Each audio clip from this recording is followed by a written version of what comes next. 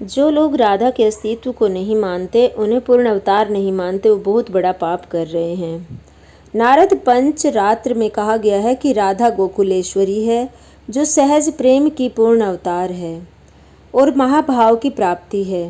भगवान श्री कृष्ण जो सभी अस्तित्वों के सर्वोच्च ईश्वर है और श्री राधा कृष्ण की आंतरिक शक्ति है, वो आनंद करने वाली शक्ति है, उनकी अलादनी शक्ति है, अर्थात भगवान को वो आनंद देती है और वो अपनी भक्ति और सेवा की संपूर्ण संपदा के साथ अपने सबसे प्रिय श्री कृष्ण की पूजा करती है। ये है श्री राधा रानी। देवी दुर्गा राधा जी के बारे में क्या कहती हैं? सम्मोहन तंत्र में देवी दुर्गा कहती हैं, दुर्गा नाम जिसके नाम से मुझे जाना जाता है, वो ही उनका नाम है। जिन गुणों के लिए मैं प्रसिद्ध हूँ, वे उनके गुण हैं। जिस महिमा के साथ मैं विराजमान हूँ, वही उनकी महिमा है। वह महालक्ष्मी है। श्री राधा श्री कृष्ण की सबसे प्यारी प्यारी भक्त है, सबसे प्यारी प्रेमिका है और उनके पति की शिखा आभूषण है। राधा रानी वृंदावनेश्वरी, श्री वृंदावन धाम की रानी भी कहा गया है और ग्वालों के बीच में जो रानी बैठी है वही श्री राधा रानी है और वृंदावन बरसाना की रानी के रूप में प्रकट हुई है। वह वैष्णववाद में सर्वोच्च देवी है और बहुत ही दिव्य प्रेम की शक्ति है, जो भगवान श्री कृष्ण की मुख्य शक्ति है। राधा रानी मानव आत्मा नहीं है, वो तो भगवान कृष्ण की ही आनंदित ऊर्जा है, जो भगवान कृष्ण की ही आत्मा है और श्री कृष्ण के प्रति पूर्ण समर्पण परम भक्ति का प्रतीक है। श्री कृष्ण के प्रति निस्वार्थ प्रेम और सेवा का भाव लिए हुए प्रतिष्ठित और पूजनीय है। राधा रानी जो बहुत ही ज़्यादा दिव्य प्रेम से भरी हुई है, कोमलता से भरी हुई है, करुणा से भरी हुई है और भक्ति की देवी के रूप में उन्हें पूजा जाता है, वो भगवान कृष्ण की शाश्वत पत्नी है और उनके साथ उनके अनंत निवास गोलोक धाम में श्री राधा रानी निवास करती है। जब भी संसार में प्रेम की बात होगी तो भगवान श्री कृष्ण और देवी राधा रानी का प्रेम ही सर्वोपरि होगा। मानव ऐसा प्रेम कर भी नहीं सकते। इतना दिव्य प्रेम, देवी राधा के इस प्रेम ने संसार को ये ज्ञान दिया है कि प्रेम किसी सामाजिक बंधन में नहीं होता, ये तो आत्माओं का मिलन होता है और राधा का विवाह भगवान कृष्ण से भले ना हुआ हो, पर आज भी उनके साथ श्री राधा रानी का ही उनसे पहले नाम लिया जाता है।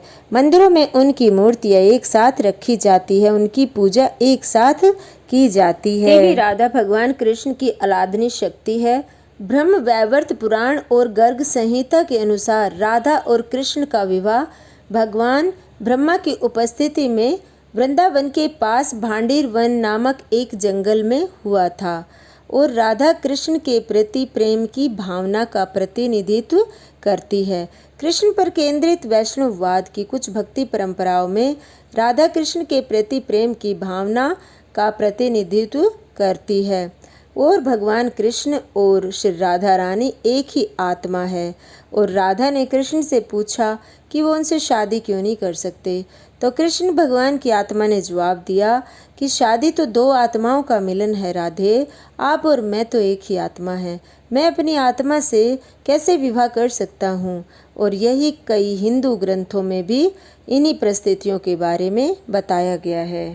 वैसे तो देवर्षि नारद के श्राप के कारण भगवान कृष्ण और श्री राधा रानी को वियोग सहन करना पड़ा, विरह सहन करना पड़ा, विरह की अग्नि में जलना पड़ा। लेकिन गर्ग संहिता में राधा कृष्ण का एक और वाक्य है कि इनके अनुसार इनकी मुलाकात लौकिक न होकर अलौकिक थी। अपनी दूसरी मुलाकात के समय श्री कृष्ण नन्हे बालक थे। वह अपने पिता नंद राय के साथ भांडीर वन से गुजर रहे थे।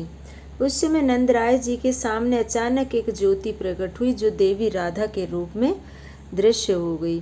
राधा जी के दर्शन पाकर नंद राय जी आनंदित हो गए। राधा जी ने उन्हें कहा कि वे श्री कृष्ण को उन्हें सौंप दे। नंद राय जी ने राधा जी के कहे अनुसार उनका परिचय लिया और फिर श्री कृष्ण को राधा जी की गोद में दे दिया।